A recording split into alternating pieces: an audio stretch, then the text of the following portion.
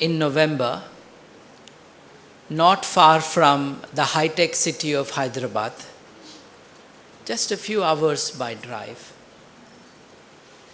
We went to a village where a 60-year-old man was stoned to death. Stone by stone, in a village of 400 people. They killed a man because they suspected him of practicing sorcery.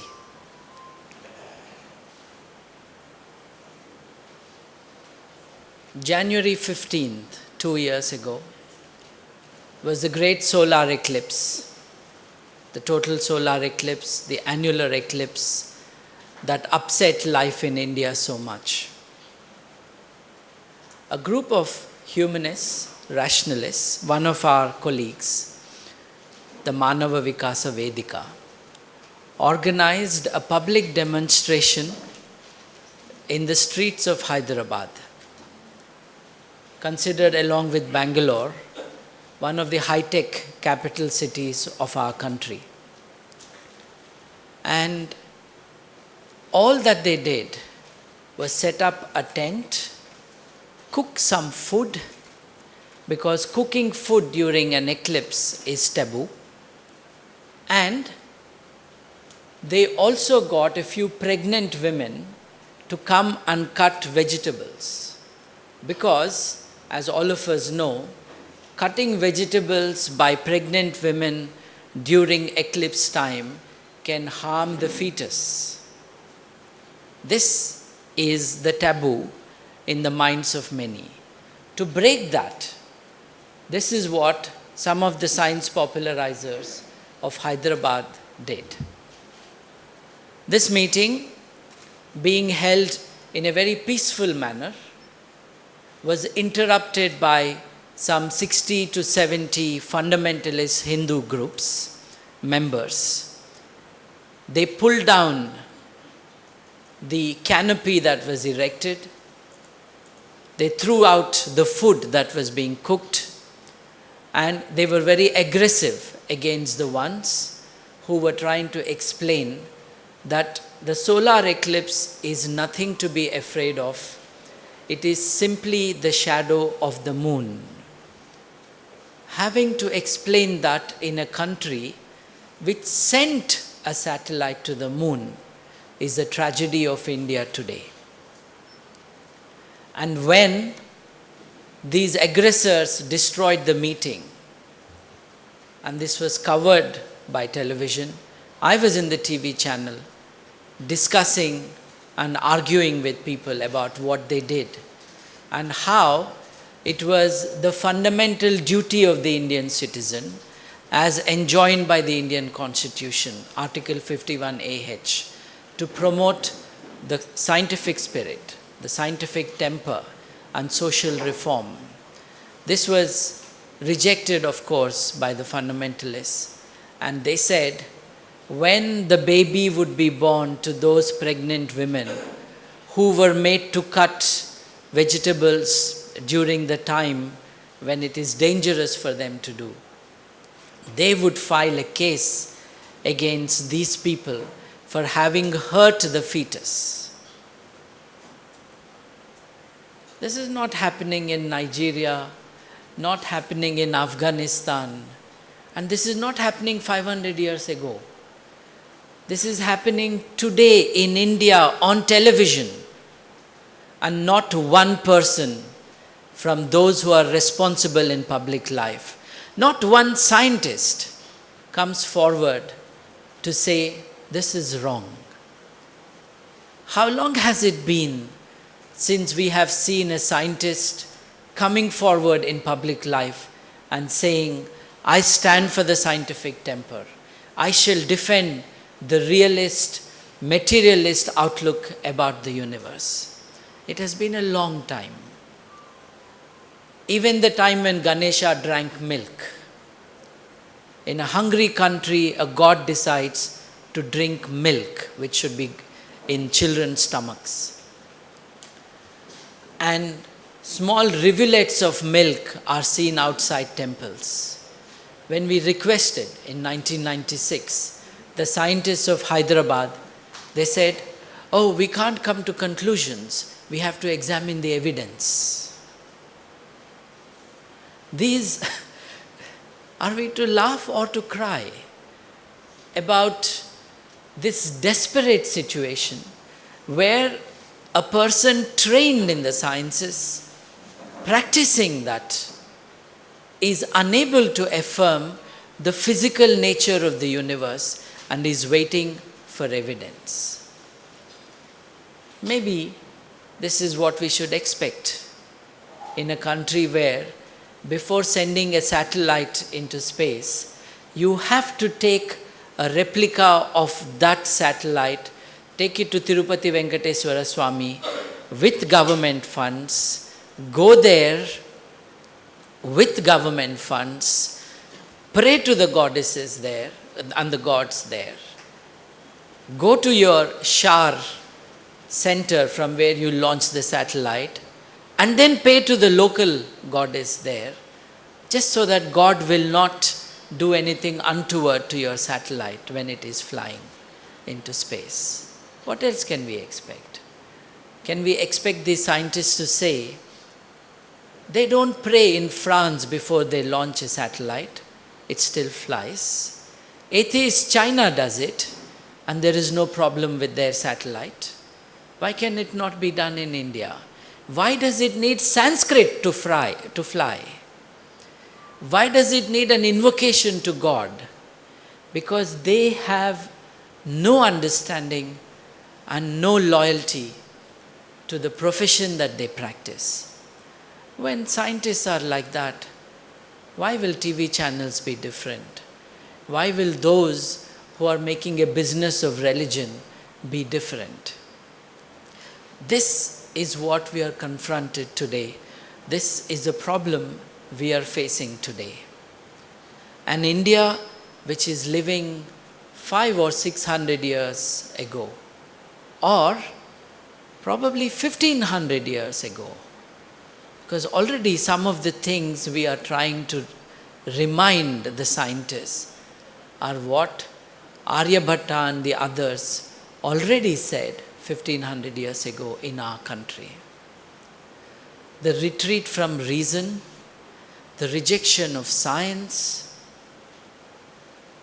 the complete indifference to the world today and the recent advances made in science has led us to where we are. Where we are telling teachers of science that there is no Rahu and Ketu, and therefore a Rahu Kalam means nothing. Where we are having to tell people that during an eclipse, no special rays emanate from the sun, pass through 9 crore kilometers, looking specially for pregnant Hindu women so that they can affect the fetus in their body.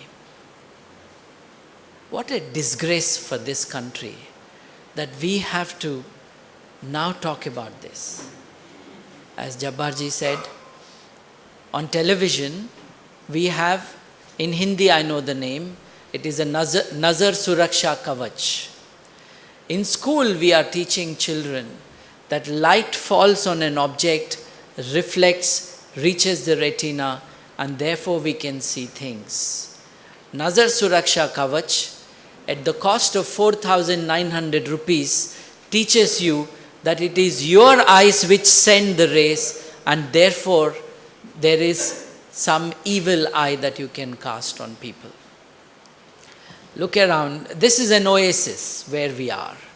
But look around.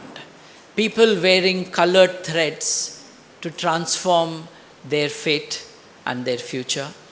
People wearing colored stones so that their future can be changed. In Andhra Pradesh on television, there is a very famous program called Ankello Adrustam. Ankellu is numbers. So fortune in numbers is what the program claims to offer you. It is very sad. People call and say, my daughter has not yet got married. What should I do? My son is not getting a job. What should I do? And the answers being given are very simple. Your name's spelling must be changed. Add an S or a H or a Y or double the letters being used, and your future will be changed. Not one fellow, all these educated idiots who have gone to school, college, and probably even have a PhD, not one of them says, how can I change a Telugu name in English? The remedy being offered to the change of spellings is in English, whereas the name is Telugu. Not one will ask this question. The danger is not simply the stupidity of this. The danger is how it will weaken our democracy. When we cease to believe in the power and the effect of human effort, when we cease to believe that we can remake our lives, our society, then we cease to be people who are worthy of a democracy. Because a democracy depends on the belief, the understanding, and the conviction that we are all able to rebuild our lives based on our efforts, and that we have that possibility through a system which we call democracy. And that weakening we see already. Before elections, politicians go to temples. In Andhra Pradesh, where there is a strong demand now for a separate state within Andhra Pradesh, there are people who believe that they want Telangana state, and there are people who believe that they should not be a Telangana state. And what do these intellectuals do? They perform yagas so that they can achieve a separate Telangana, and they perform another yaga so that Telangana cannot be formed. The leader of the separatist group has performed, like they have done recently without much good effect in Karnataka, the Setru Samhara Yagam. A yagam to destroy your enemies. I wish this were true, because then the Indian army would not be needed. All that you need is a picture of Zardari, Benazir Bhutto, or General Musharraf, and 2 or 3 pins, and you can take that picture and keep poking pins, and then you have destroyed the enemy, for those who think that they are the enemies. What an absurd life we are leading, national life we are leading in our country.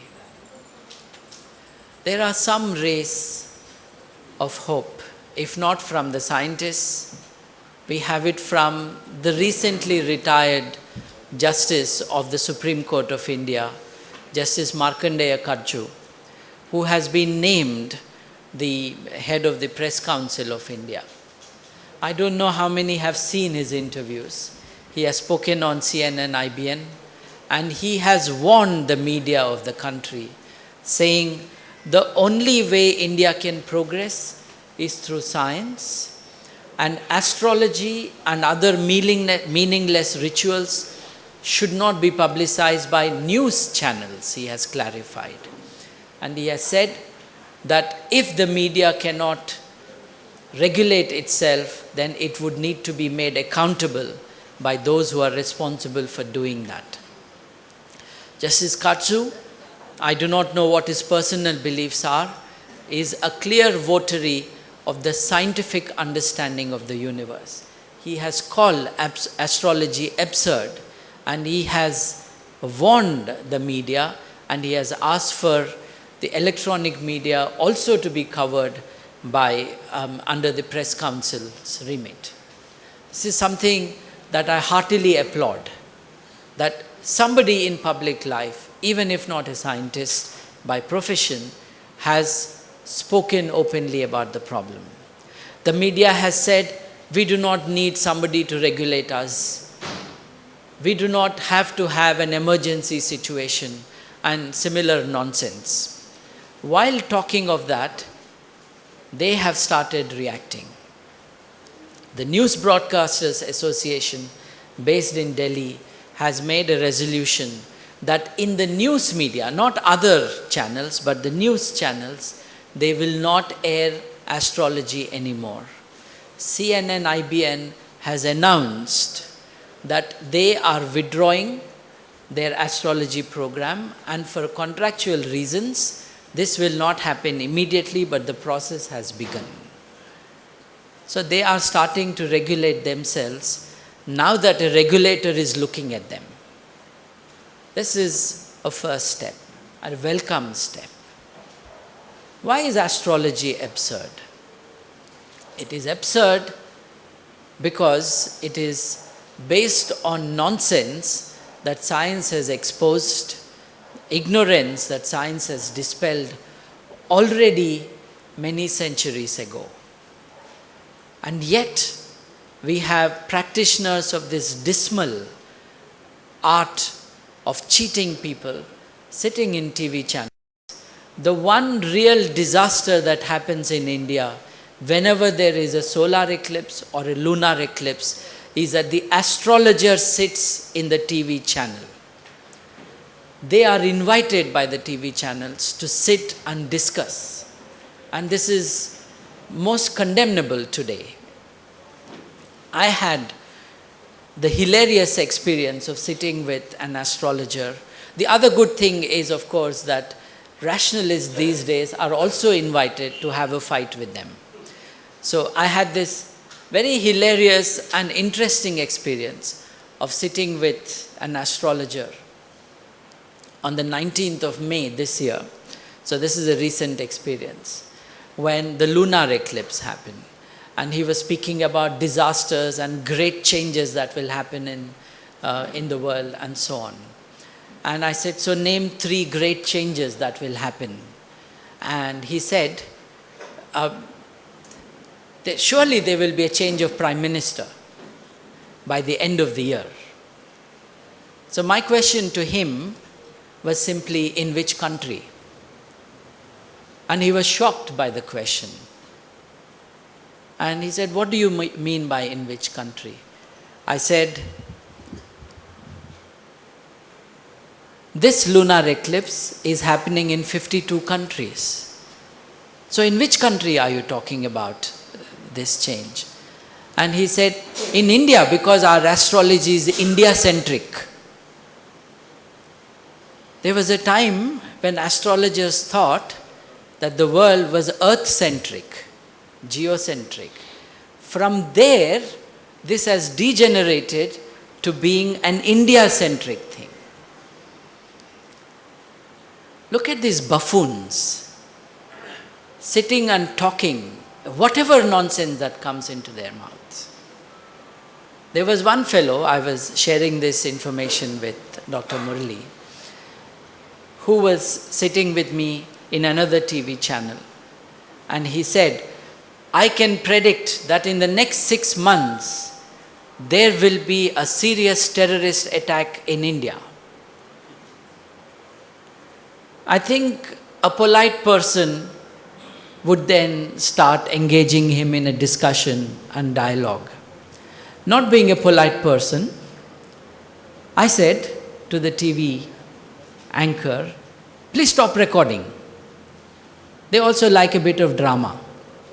Please stop recording. So she was shocked. She said, why? I said, this gentleman sitting here has some special knowledge about the security of our country. He has specific information about acts of violence which will be perpetuated on citizens of India. Please call the police. Let them interrogate him. No, I didn't mean that. I didn't mean that at all. No, this is not what I was talking about. The fools are exposed for what they are by their own admission. And that is good. It is good because they have learnt a new language. They all speak the language of science, though they mean nothing of science in their talk. The practitioners and promoters of that absurd branch of medicine that they claim they represent, homeopathy, they are the ones who are going about talking in the language of science. Obviously, homeopathy is patent nonsense.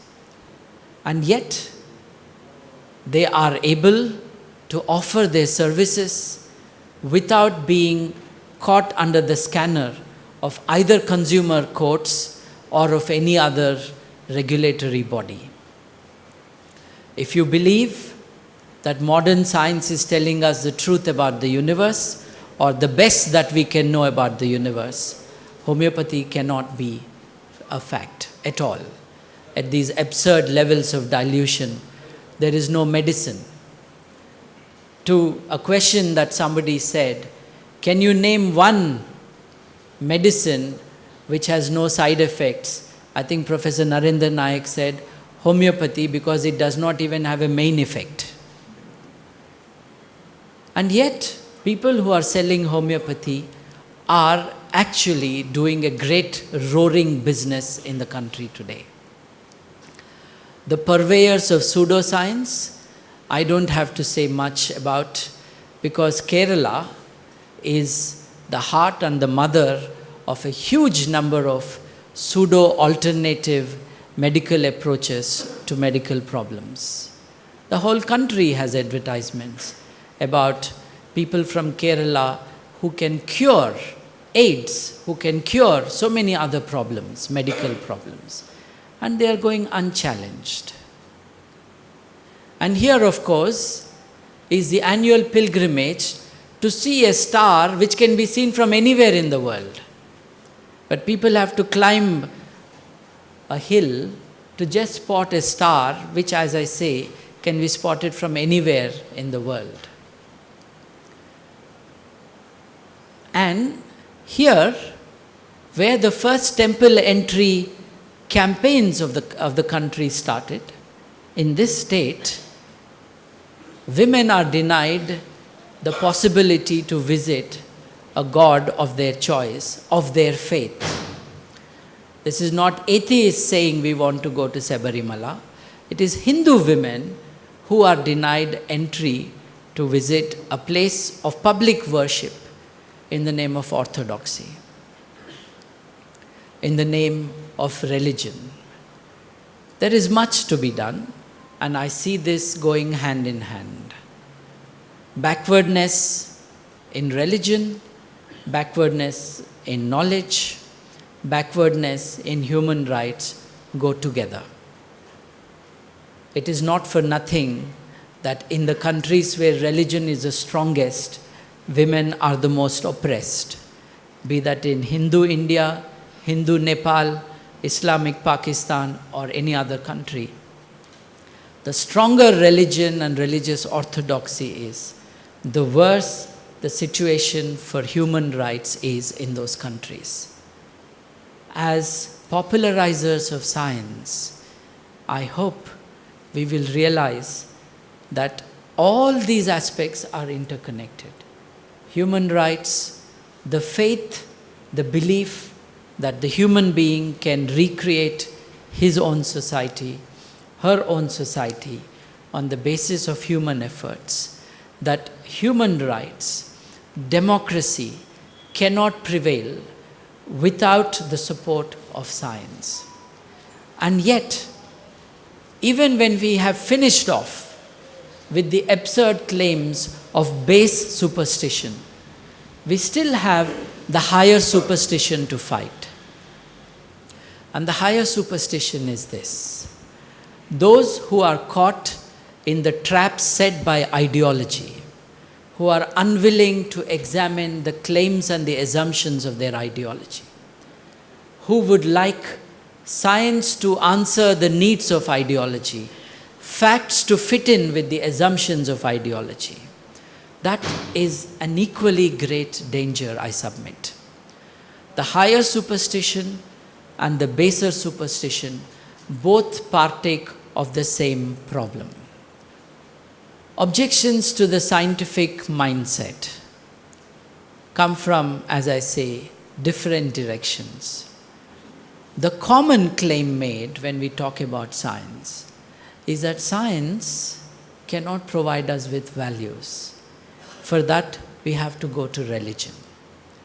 And they will then quote out of context a humanist and rationalist like us, Einstein, who talked about religion without science being lame and science without religion being blind.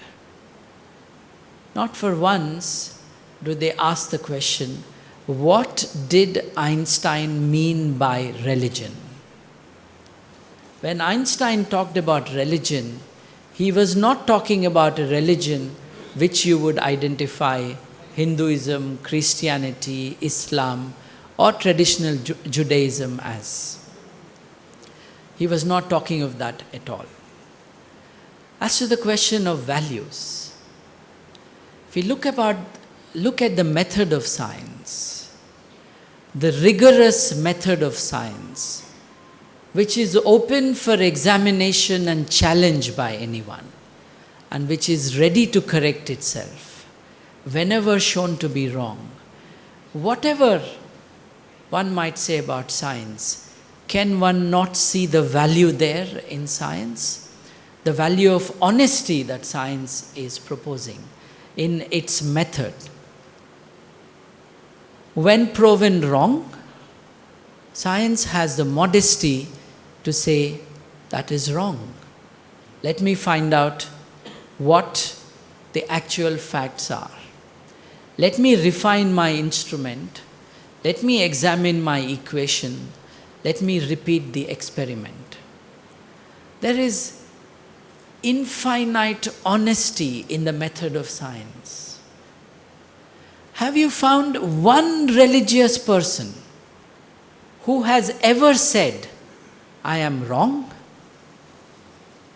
Have you ever found in the record of organized religions one religious person who said, I don't know? They know all the answers, and their answers are final.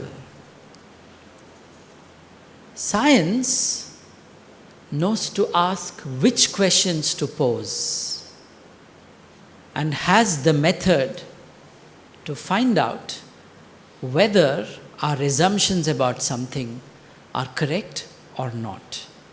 If we should gather more information to update our knowledge and our conclusions. With M.N. Roy, we would say, truth is the content of knowledge. And the content of knowledge keeps changing depending on the verifiable facts that are in our knowledge or possession. Can there be something more spiritual than this pursuit of truth? Or can there be anything more creative than science? We are told very often that art is very different from science. Art creates. What does science do then? It creates. Not just a painting or a sculpture. It creates civilization, the fruits of which we partake. Science is the creator, knowledge is the creator of our world today, despite all the negative tendencies that there are. The defenders of science need not feel obliged to answer frivolous objections like this. Science is a deeply spiritual, for those who like that word, enterprise. It is about understanding where we are in our universe. It is about having an idea about our origins. And our origins are in nature, not in God. Science tells us the limits of our freedom. Usually those limits are set not by the revelation of some prophet or in a book, but those are revealed in the laws of the universe which we try to understand. Again, going with M.N. Roy, who wrote that magnificent essay, The Rhythm of the Cosmos, where he is talking about the biological basis of our rationality. That is what we celebrate when we celebrate science. That is what we promote when we promote science. It is not simply a fight with the homeopaths. It is not simply a quarrel with the numerologists or getting triumphant about astrology. The promoters of science are promoting new values for a new civilization which we all deserve. One which will support the principles and the values of the democratic life, of respect for others, of the recognition of the equality of all of us in the value we have as humans, an understanding of the universe, and of course, lie hunting. But lie hunting is not how we should define the scientific mindset. The scientific mindset should be defined both in theory and in practice by us being able to keep our conclusions open to challenge by anyone. There is exciting news that perhaps Einstein might be wrong. If you said what Jesus said is wrong or false, you will have a court case against you. If you say what Einstein is wrong, you will have the scientific community excited about that possibility, that we can have a different understanding about the universe, that we have a different concept of the physical limits of the universe, which is what Einstein's special theory of relativity propounds for us. Two different mindsets. The religious mindset, in which is also the ideological mindset. Then the open-minded, democratic, humanist, rationalist, scientific lifestyle and thinking style. We are now increasingly challenged to put forward our understanding of the world to the people out there, because that can be the only basis on which India can become a modern country. Not to forget, once again, this is a country, ours is a country where the shadow of the moon can still scare people. I am not sure how it is in Kerala today, but 2012 December is considered by today a huge number of people in central India and North India to be when the world and civilization will end, because the Mayan calendar ends on that day. Hollywood might be exporting superstition or simply entertainment. But people who are not able to distinguish between fact and fiction are receiving this. And there are huge debates by people.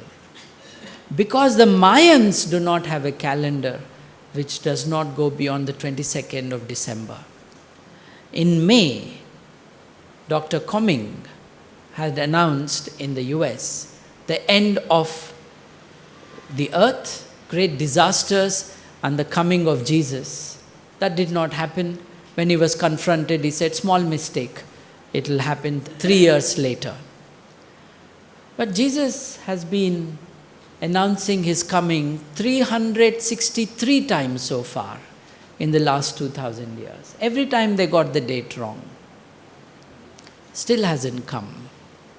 When I said in a TV discussion that Veerabrahmendra Swami, who was alive 400 odd years ago, could not possibly be alive today, 400 years after was reputed to be alive, I had dharnas and a petition against me. There were calls for my arrest because I said that Veerabrahmendra Swami is most likely dead because he was living 400 years ago. This is the absurd country that we are living in. I told you, I started off by saying what happened to the science popularizers who were organizing this meeting to have a communal lunch to celebrate a celestial event. Once a year, 365 days, we celebrate New Year. A solar eclipse of this kind in a particular place can take dozens of years to happen. Sometimes it's once in a lifetime. Can we not celebrate it in public by having a communal dinner or lunch? And yet, that meeting was destroyed. And do you know who was arrested? It was our colleague, because he hurt the religious sentiments of people. It did not become a formal arrest because there was a lot of argument, discussion in the police station, and the commissioner of police let our colleague go.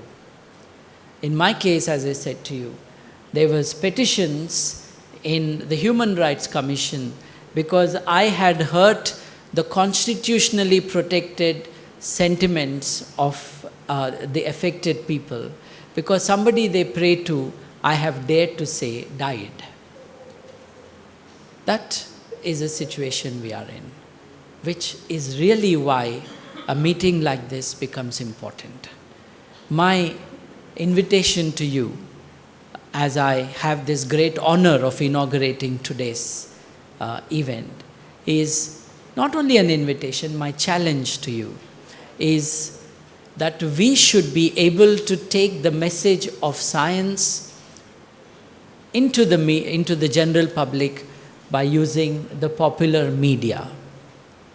Not simply articles in our own journals, but focused training for people who are willing to face the general public through television. Huge numbers of them, and who will pick up specific issues. In December, there is a lunar eclipse. Next year in June, there is a lunar eclipse as well.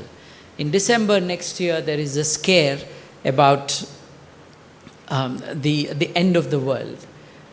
I would request, invite and challenge you to pick up 5 or 6 important issues and build campaigns around them so that more number of people will start identifying us and with us as those who promote the approach of common sense, reason, science in public life.